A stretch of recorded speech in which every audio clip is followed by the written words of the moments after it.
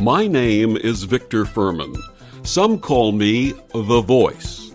I've always been fascinated with human nature, spirituality, science, and the crossroads at which they meet. Join me now and we will explore these topics and so much more with fascinating guests, authors, and experts who will guide us to Destination Unlimited. What inspires someone to embark on a career of investigating and sharing events and experiences of high strangeness, including UFO, UAP, ET, disclosure, remote viewing, and psychic phenomenon?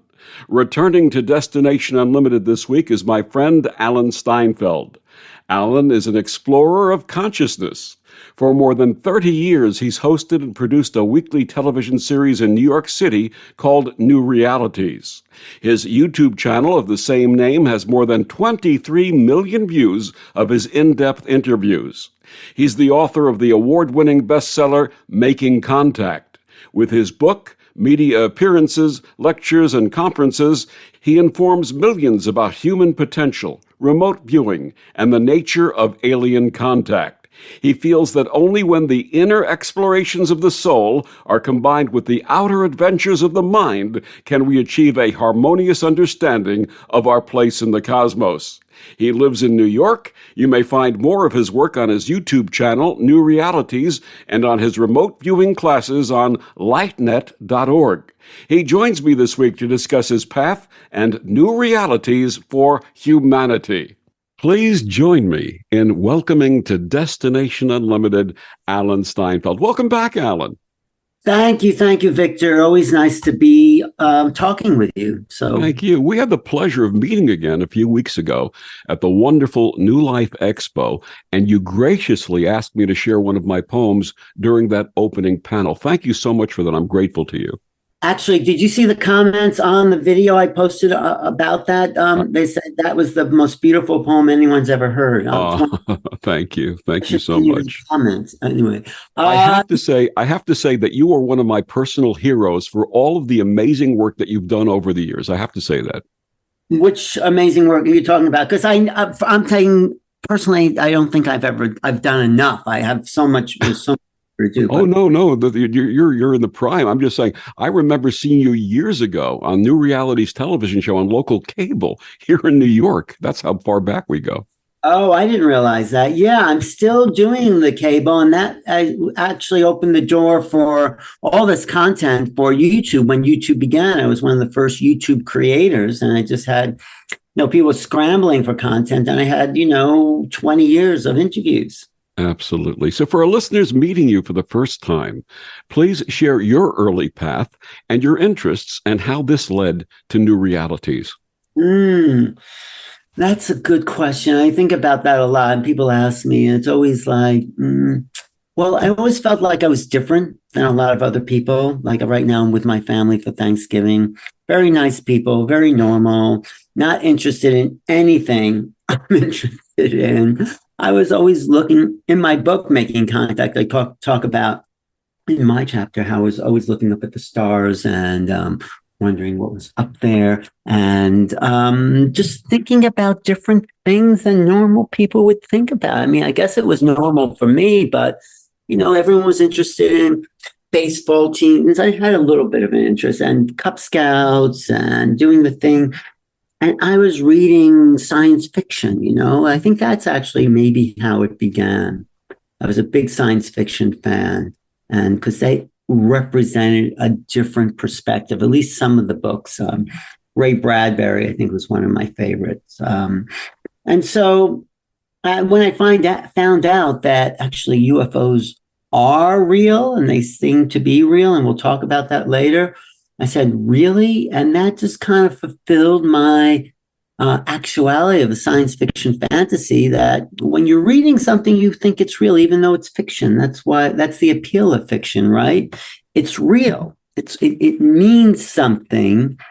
If it didn't mean anything, people wouldn't read it. So fiction, and I went on to become a literature major, actually, because I didn't think I was a good reader, but something about the understanding of consciousness that came through in studying literature that also got me into this field of consciousness. I spent a year studying James Joyce in college, and he wrote in a stream of consciousness fashion. And stream of consciousness was a term coined by William James, the American psychologist, but then it became a literary kind of technique. Virginia Woolf and a bunch of people started to just imitate the way the mind actually thought, as opposed to describing it. You were actually in the character's mind, thinking what they were thinking as you read those words. And I thought that was fascinating. And it showed like you can take perception and spin it any way you want. There is no objective observer, really. It's all subjective realities. And so gradually, I would have some strange experiences as I developed out of body experiences I'm talking about. My father was also a bit of a mystic. It gave me permission to pursue that realm. He had out of body experiences. He had some past life recalls. I mean, he wasn't a formal mystic, but he was a business person, but he had this side to him. We would go on Zen retreats together, eat brown rice for 5 days. And so he was open. And when you have a parent that's open to that, it kind of it allowed me to pursue this full force, because this spiritual path, let's call it. And I think that was the most, and of course, having experiences, you seek and you find. If you just, Absolutely. right? So I'm sure some of this is familiar to you about your path. So that's sort of how I got into the whole new realities thing, because it's all a new reality, isn't it? Absolutely. How did you find the shows? That's a good question, because I went to Santa Fe to study acupuncture. I say a good acupuncture school. I mean, before going to Santa Fe, I was living in New York doing film production. I needed a break from film production. And my grandparents said they would help fund my education. I said, oh, because my grandfather always wanted me to be a doctor. I thought that was way too mainstream and a little boring. So I figured, wow, Chinese medicine sounds interesting because it's all about energetics. So I was living in Santa Fe. I was rooming with this guy, Jonathan Lowe, who had his own cable show in Santa Fe. And I had worked in film in New York. So he said, hey, you want to help on the show? The show was called The Heart of Healing, the HART, the heart, really the art of healing in Santa Fe. And then I'm helping out on the show. And he said, hey, would you like to interview this woman who was talking about dolphins? She would bring people on dolphin swims. I was very much interested in the dolphin consciousness. So I interviewed and I said, wow, I really like asking people questions. I really like finding out what they know. And it was as an education, I started interviewing people. Then I came back to New York after school, and I didn't really want to open an office, acupuncture office, and see people and listen to their basically complaining, when most things, I mean, you can of course help people with some serious things and critical things, but most people I found I was working with was lifestyle problem. They want to lose weight, but they don't want to change their diet. So, it was a little frustrating. So I found that, film interviewing, and my friend Mitchell Rabin was doing a show. I helped him, and I said, I can do this. I just went down to Manhattan Cable and signed up for my own show. In the beginning, I called it In the Company of Truth, because it was about a spiritual kind of search. And then I thought that didn't really cover some of the UFO stuff, some of the paranormal stuff. So I don't know where that name came to me. It just sort of came, New Realities.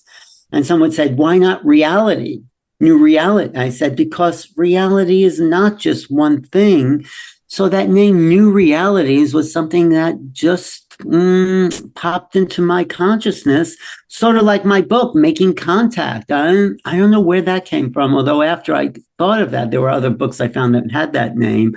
But new realities was what I was looking for. I was looking for new ways to perceive reality or realities, because realities is not singular.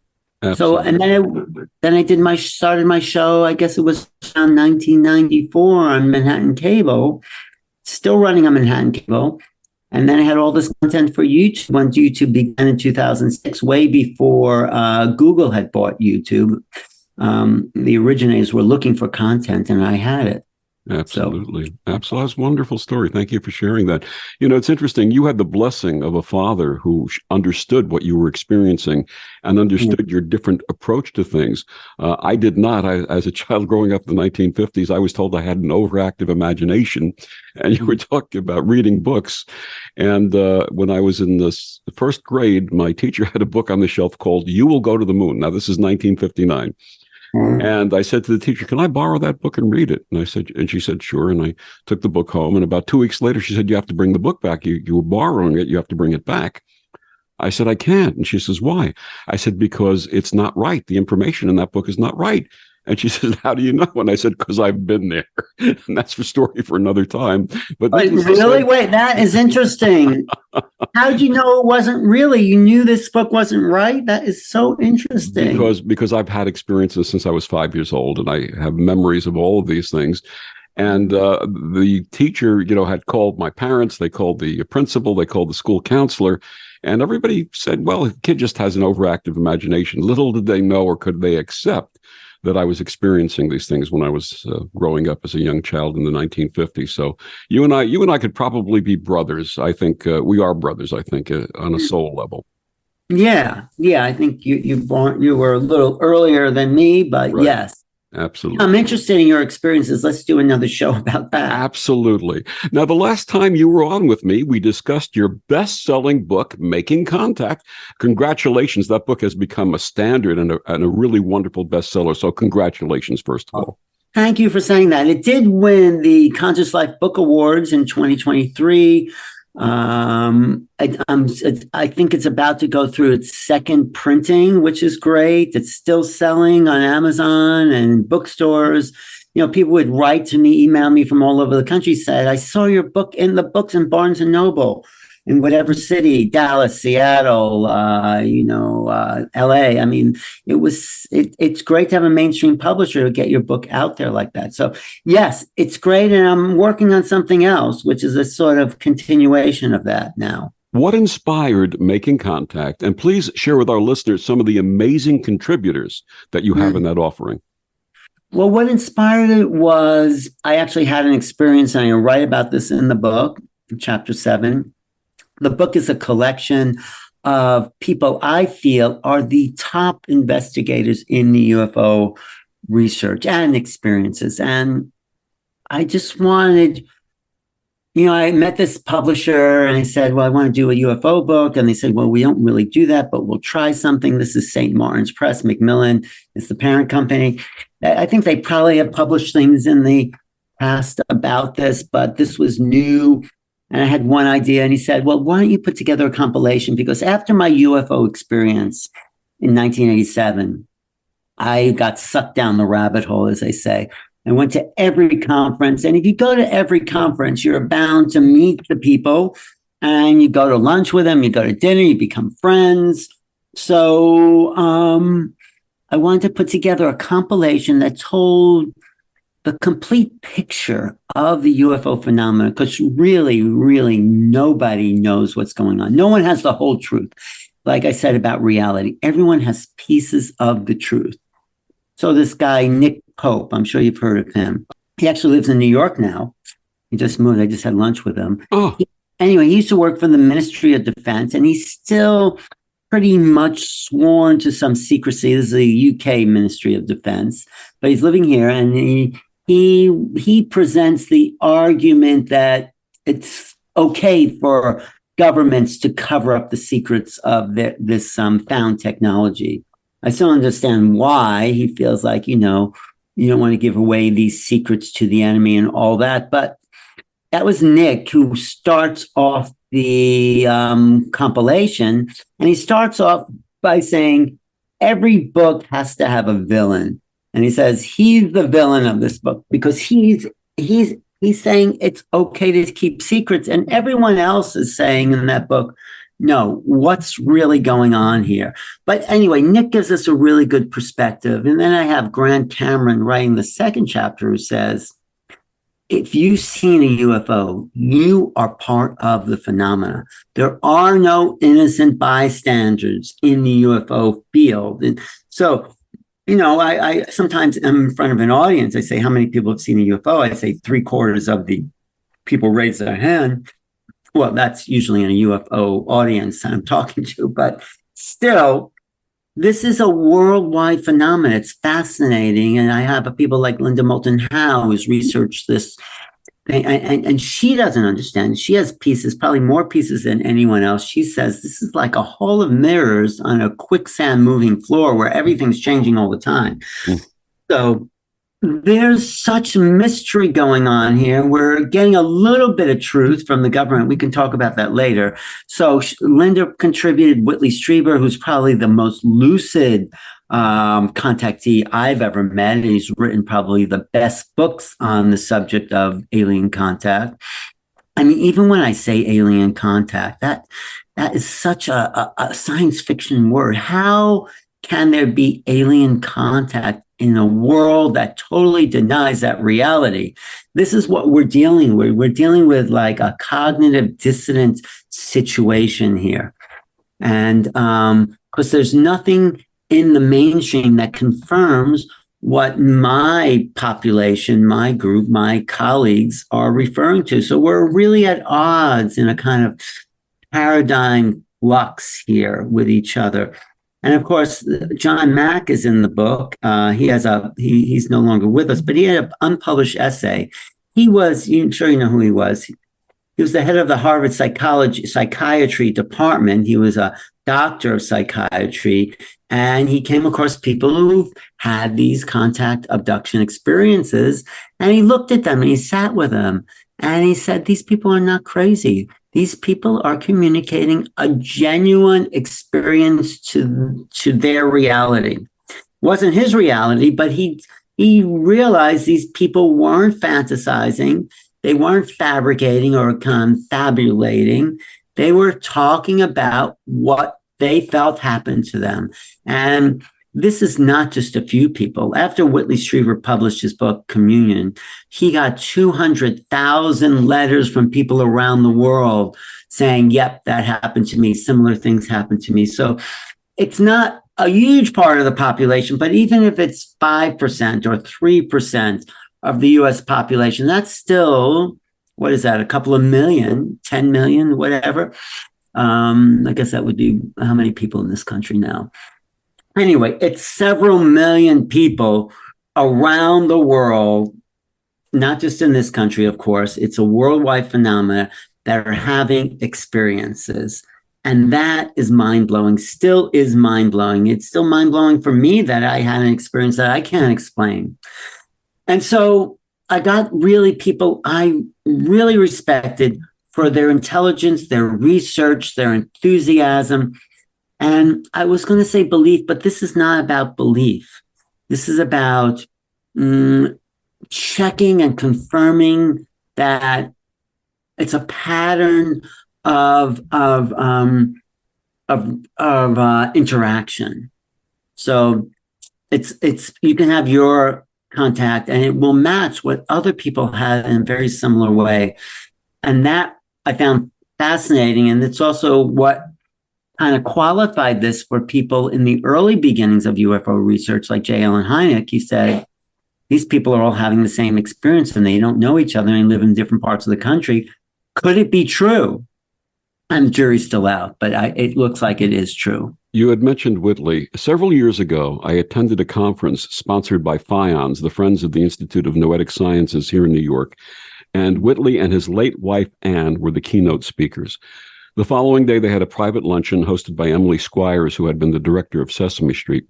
Mm-hmm. At that luncheon, Anne mentioned the thousands of letters that you mentioned that they had received after the publication of Communion, and recalled that in many instances, experiencers had a vision of a deceased relative either just before or after the contact experience.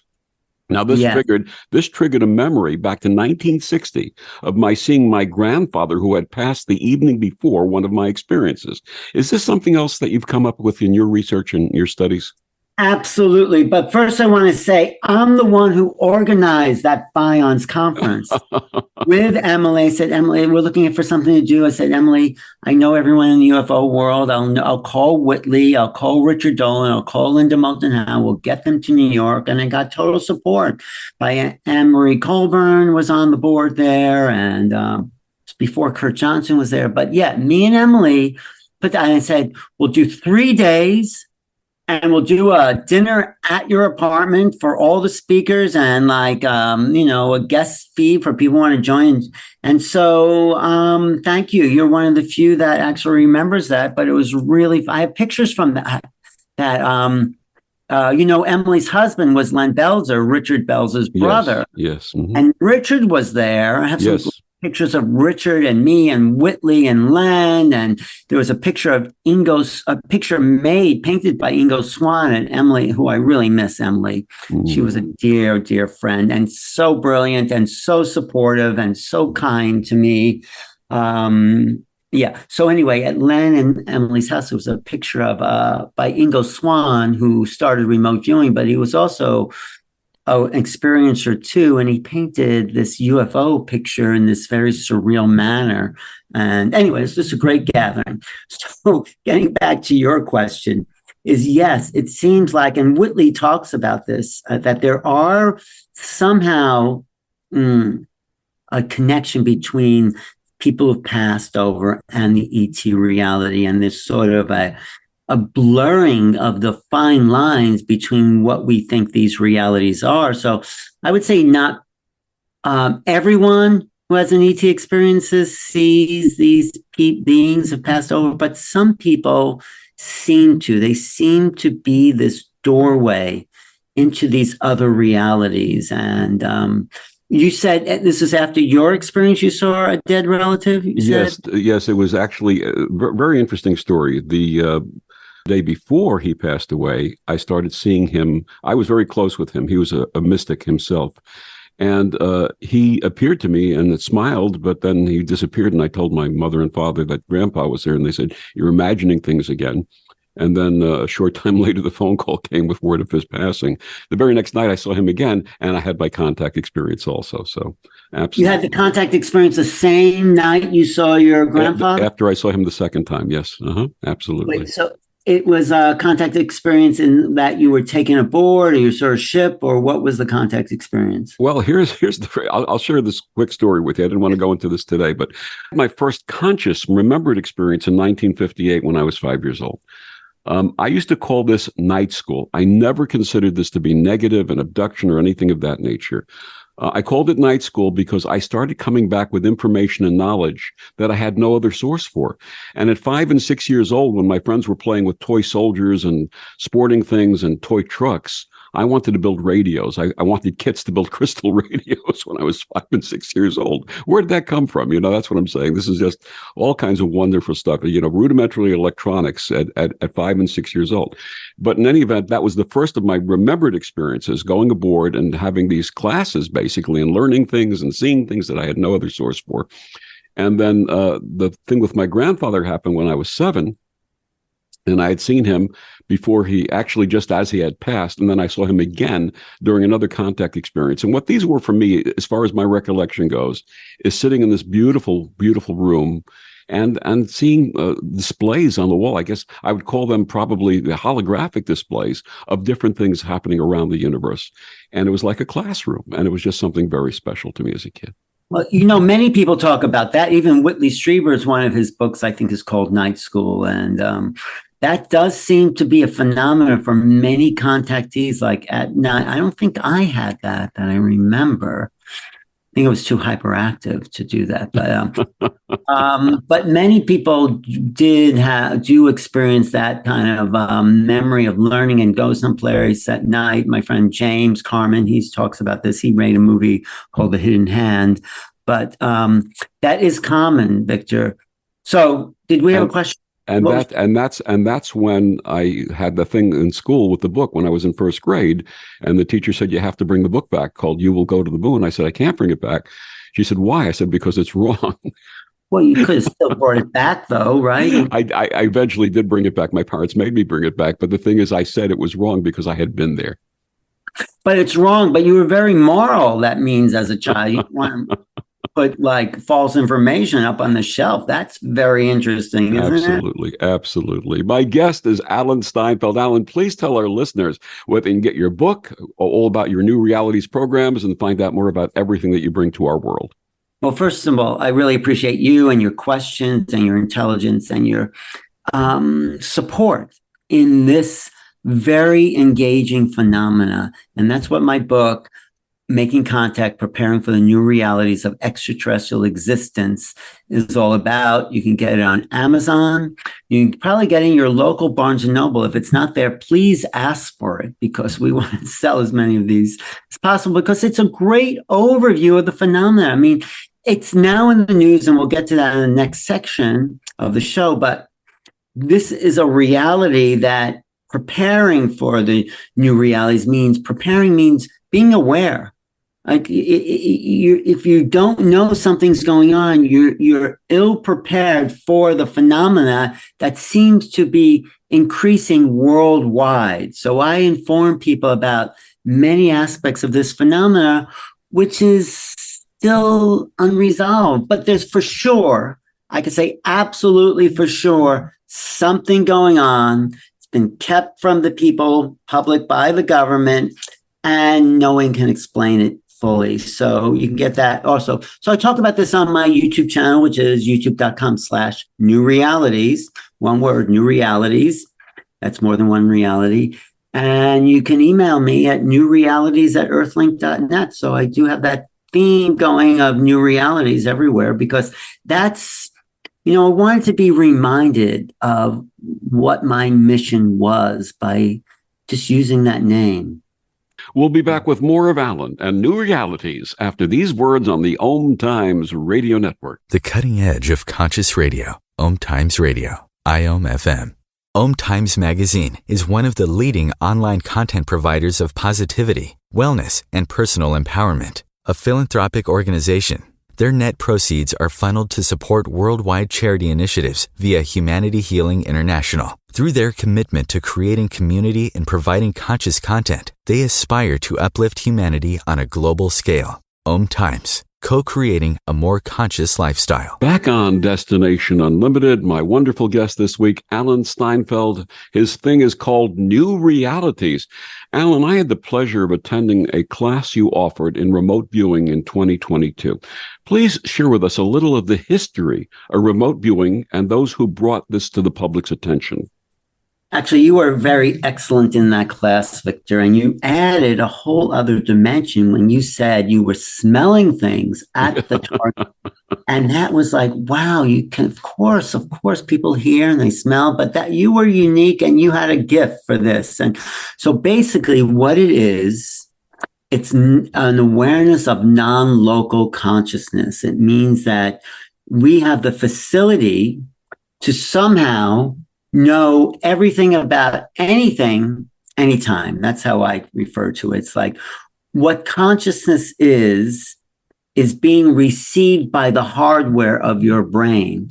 But if you didn't know your computer had an internet, you would think all the information you can ever have on your computer was something someone put there.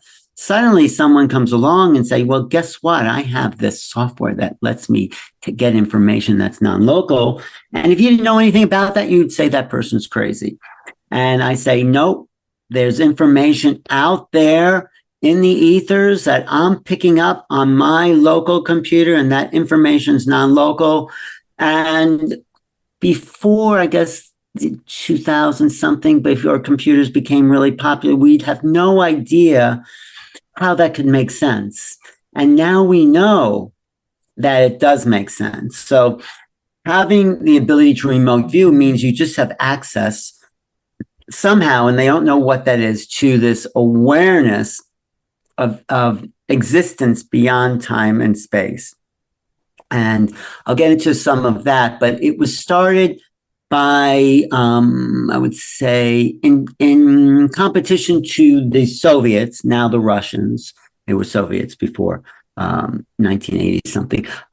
They had a psychic spying program. And the CIA said, well, the Russians have a psychic spying program, and they're probably, successful. We need to develop this. And some people approached the Stanford Research Institute and Russell Targ, who taught me this skill, and Hal Puthoff, who was already working with some insiders. And he was also a scientist. Two very legitimate scientists started this thing called remote viewing. And they hired, before they called it that, they brought this psychic out, very famous psychic, out to Stanford, Ingo Swann. And they tested him to see what was in the basement of that building. And he was able to describe the objects in the basement of the Stanford Research Institute. And they said to him, "What are you doing?" And he goes, "I'm remote viewing." And then the name stuck. And now it's like you Google remote viewing, that word that Ingo made up, those words put together in the 1970s, there's probably 10 million or more websites that mention, just Google remote viewing. You'll get millions and millions of people who've made this a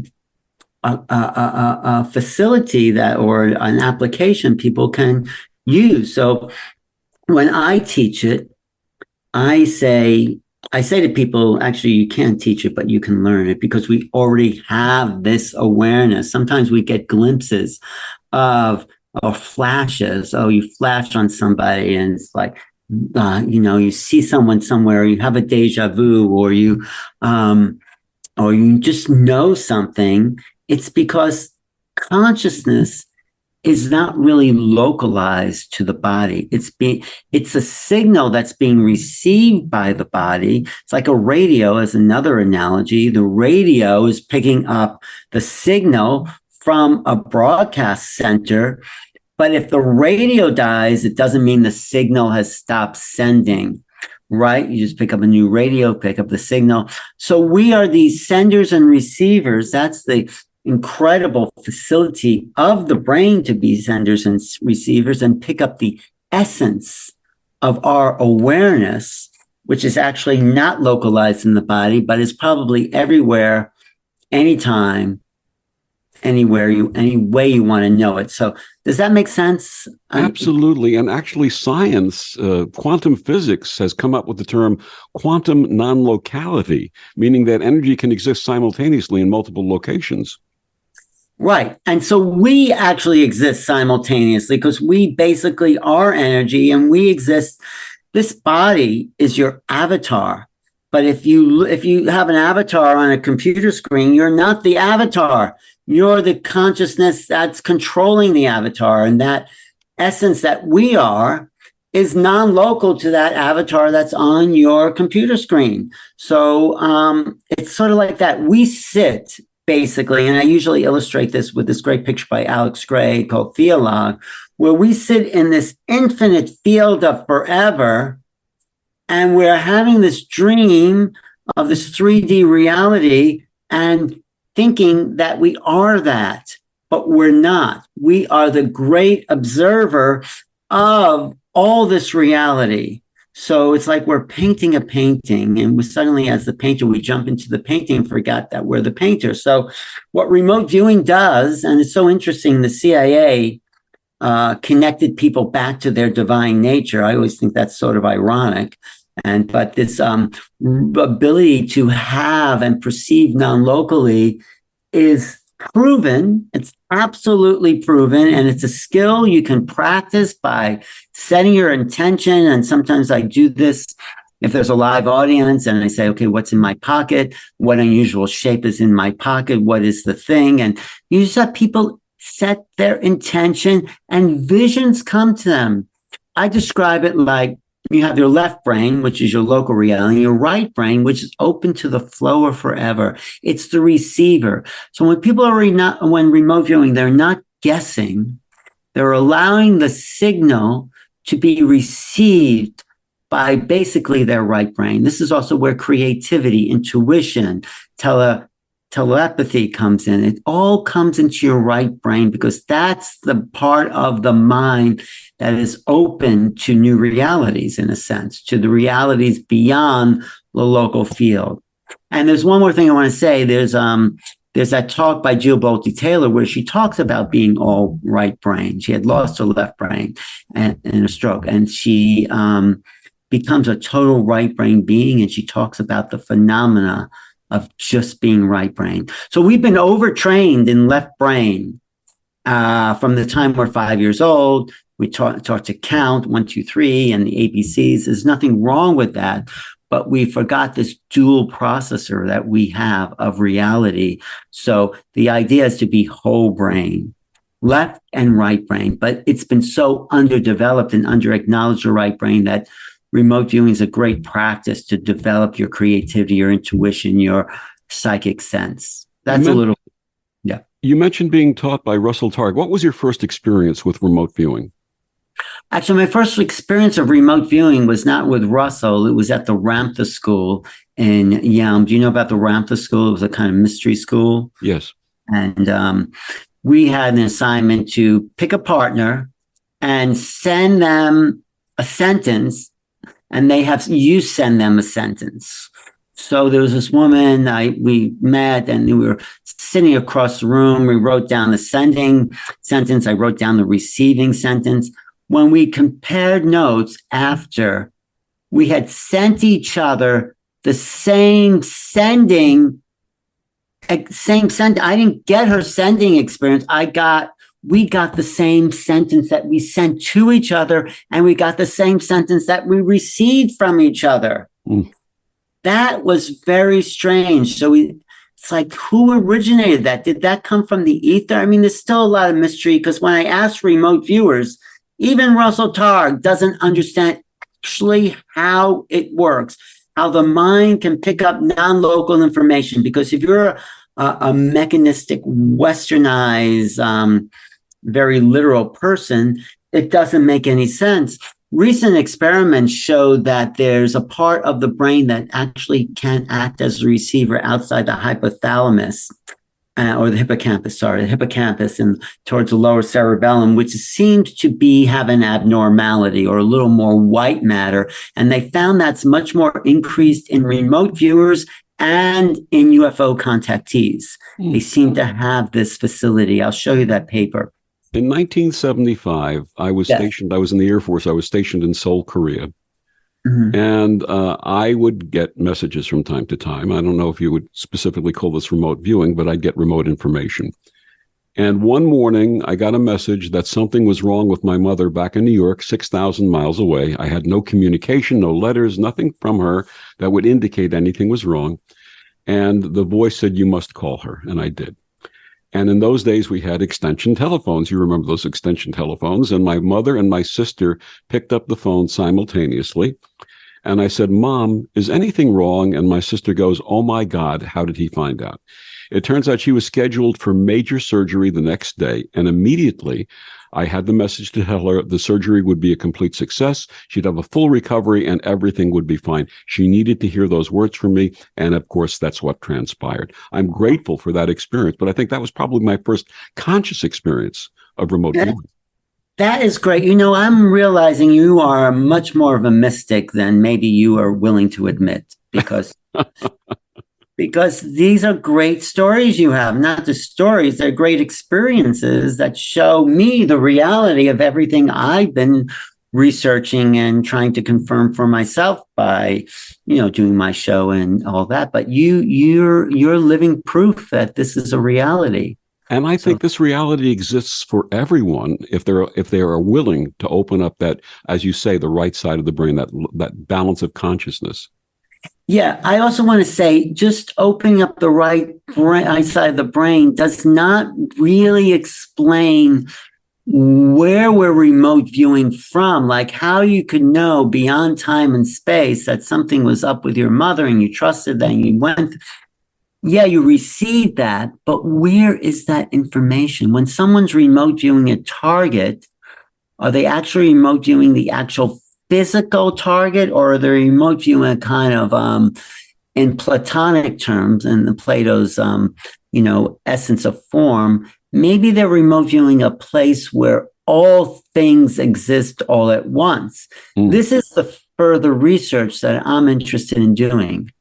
Right. Is it possible for anyone to learn remote viewing? Absolutely. The problem is, not the problem, but the issue is anyone can learn to play the piano, but can you play it well? Some people have a natural facility for it, and some people, they have a much harder time. They're not willing to let go. They're much more overdeveloped left brain, and they tend to analyze. You have to, when you're remote viewing, you have to trust what comes to you. And in my classes, and maybe I did this in the class you're in, you have to then recognize the essence of receiving. And you probably naturally do that because you trust your intuition, but there's something about that because people are receiving all the time. We're born that way. And then, of course, it's educated out of us, but anyone absolutely can do remote viewing. And it's a skill to tap into your intuitive mind. So the more creative people, the more aware people, the more sensitive people have a much easier time remote viewing. What are you offering? When is your next remote viewing training beginning? Well, I did just start one last week, but they can still come on late. You go to lightnet.org. My friend Zinka. Have you ever met Zinka, Caro? No, I have not, no. Started Making Contact University. So me and her have formulated different ways people can start to make contact. She has a course where she has these radios that they pick up signals, ET signals. There's that radio course. There's a channeling course. And I run the remote viewing course for lightnet.org, where there's different ways of making contact happen. So you can still get in. You can pick up the class on November 29th and just sign up, and you can see it's a 6-week course. We do meet once a week online on Zoom, and people seem to really enjoy it. And the idea of this course, like the remote viewing when it started by Stanford Research Institute, was to spy on the Russians, basically.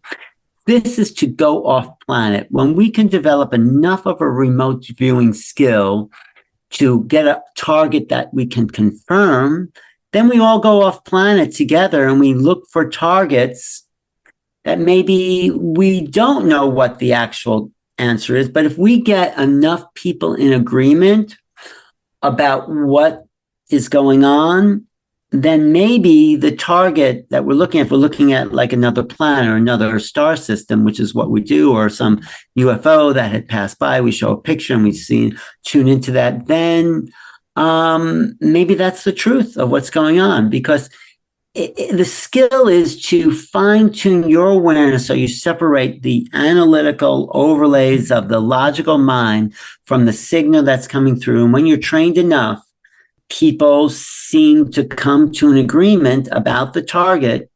And if we get the class to come into a full agreement, then we really have a tool to look at other planetary civilizations. And that's where it gets really exciting. And the website again, lightnet.org, is that correct? Lightnet.org, yes. And you can put /ALAN, and you can take the course there, sign up. I do these courses probably every 3 months. So this one ends the end of December, but I'll probably start another one in March or April if you can't get into that. And we'll be back with more of Alan Steinfeld after these words on the Om Times Radio Network. Om Times Magazine is one of the leading online content providers of positivity, wellness, and personal empowerment. A philanthropic organization, their net proceeds are funneled to support worldwide charity initiatives via Humanity Healing International. Through their commitment to creating community and providing conscious content, they aspire to uplift humanity on a global scale. Om Times, co-creating a more conscious lifestyle.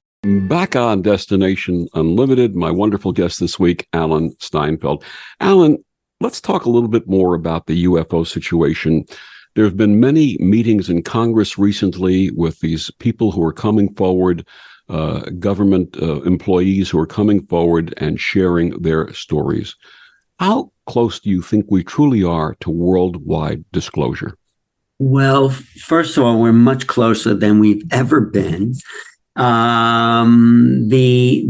cover up seems to be uncovering. For 75 years. The government would say, no, there's nothing going on. There's no craft. There's no ships out there. It's all crazy people. And now we're hearing a totally different tune, saying there's a guy named David Grush, who was an intelligence officer, who said, no, came to him and said the government has crash retrieval of alien ships and bodies of aliens. He said this in front of Congress at a congressional hearing, July 26, 2023, this year.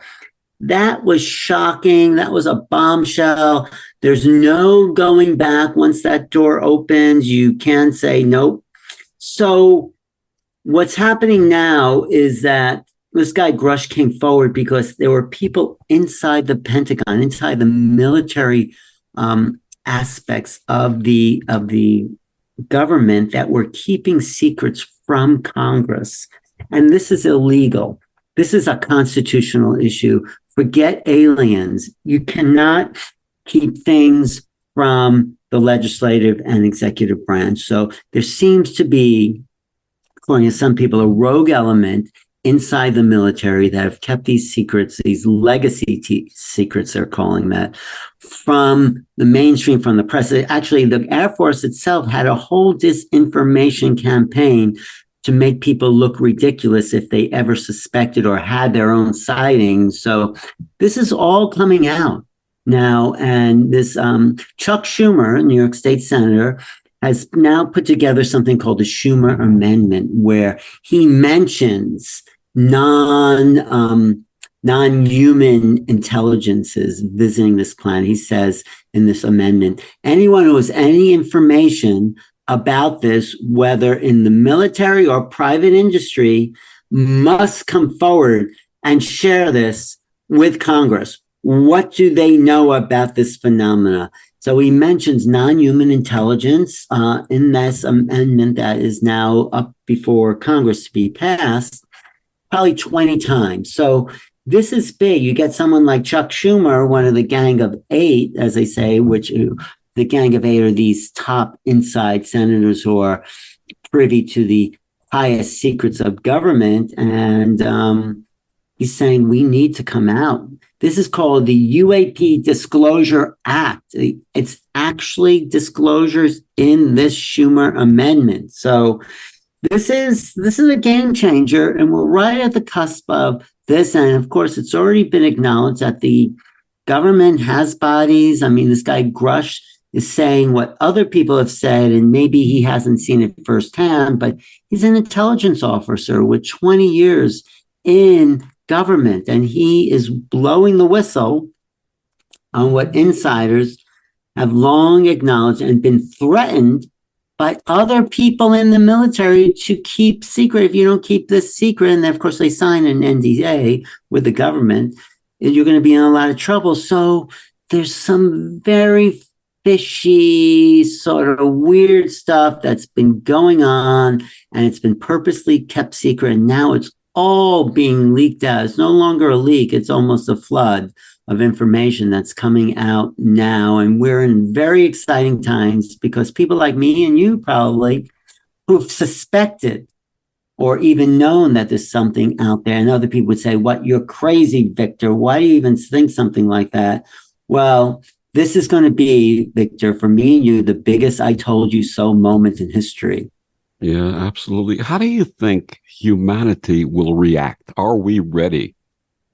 You know, I'm not saying it against you, but I'm sort of tired of my question because, we may not be ready. It's going to be a rude awakening for some people. I mean, I think people like you and me are ready. So when you say humanity, I think there's a lot of horse and buggy thinking, I call it. Like when, the automobile came along, they said, I'm not giving up my horse and carriage to ride in a smelly machine that you have to fill up with gas. And it was this is a sea change, a paradigm shift. Like, it's a new way of thinking about reality itself. So we've had these rude awakenings in the past. I mean, good and bad. When the Europeans found out there was a whole new continent. I mean, that was kind of exciting. It put a new perspective when they found out, the Europeans, again, because we're basically a European centered culture of our origins. When we found out that the earth wasn't the center of the universe, the church had a hard time with that. And it kind of freed people like Galileo to explore a vast universe that was beyond the scope of an old way of thinking. So there's going to be a reaction. There's going to be people wanting to hold on, but I'm excited because talk about new realities, Victor. This is the ultimate. This is what me and you have been waiting for. And it is going to be changing everything. It's going to change our history, our biology. I mean, just think of the technology. Obviously, whatever's here is not filling up their gas tanks to get here, right? Just think of what it means for human civilization to have free energy that is at everyone's disposal, that can fuel your house, run your house, we cultivate the deserts, desalinate the oceans for a little bit anyway, and let people live in abundance. This is what's possible instead of the 1%. A lot of it's oil, fossil fuel company money, no longer has a stranglehold on human civilization. It also cleans up the planet a little bit. If this is because it's been denied by people who don't want the secret to get out, who've probably been paid off by fossil fuel industries to keep that secret, which I call a crime against humanity. They've deprived human beings of their true heritage, of what we're really entitled to. It's like Edison being paid off by some candle maker to say, no, don't tell people about electric light, because then all these gas lights will be out of business. And look what the electric light did for civilization. We're in a similar case where if we're not enslaved to energy companies and to working for energy, which is what people really do. They have a job to run their house, to run their refrigerator, then this frees humanity for the purpose we really incarnated here for. And you know what that purpose is, according to me? Go ahead. That purpose is to create, to make known the unknown, to go out into the world and bring new sensitivities into the awareness of the collective. That's each of our destiny. It's what you're doing with this radio show. This is what I'm trying to do with New Reality. We're trying to bring a greater awareness. And why? So we can have more experiences, so we can get out of the rut of the same ordinary realities we've been living in, to know the magic of what this planet and who we are really is capable of. And will we become better human beings in the process? Well, if you're not enslaved and working for survival, and you're here to really enjoy the gifts of incarnation on the planet, that will make people happier. I mean, you won't have to. Why would you steal from someone else if you could have access to the same thing? I mean, if there was abundance for everyone, I think it would not only make people better human beings, there's also an act of giving back, giving to each other. Is like, if you have enough, it's natural inclination to give to someone else. And there might be that kind of way of being with each other that will be the change. And so what's been held back for 75 years is human evolution in its utmost, most serene, superb way. That's what we've been suffering from because of the lies we've been told by our government, by our military, by the people in charge. No, and purposely ridiculed for this. So this is a moment in history. This is how big this moment is. Absolutely. My guest, Alan Steinfeld. Alan, please share with our listeners one more time where they can find out more about you and your work and also about the remote viewing classes. Right. I just want to say, so look for the news as it comes out with this guy, Grush, and others from deep inside the military are revealing secrets. This is the truth. This is a truth, but this is propelling our society forward. So I write about this or interview people about this on my New Realities YouTube channel. That's youtube.com/New Realities. You can get my book, which is called Making Contact, The New Realities of Extraterrestrials' Existence, at Barnes & Noble, on Amazon. You can email me at newrealities@earthlink.net. And my remote viewing class has started 1 week, but we start the second week, and you can look at the archives for the first week at lightnet.org, or you can pick up the class. You can send me an email, newrealities@earthlink.net. Say you want to sign up for the next remote viewing and learn that you absolutely are a non-local being and your consciousness is infinite. That's what you learn in these courses. That's the miracle of who you are, listening right there, your infinite mind. And remote viewing gives us an opportunity to prove that, not just talk about it. You prove that for yourself. That's the miracle. So I'm happy if anyone from this program who's listening wants to sign up. You go to lightnet.org or look me up at, or send an email to me at newrealities@earthlink.net. And Victor, always very fantastic to talk to you.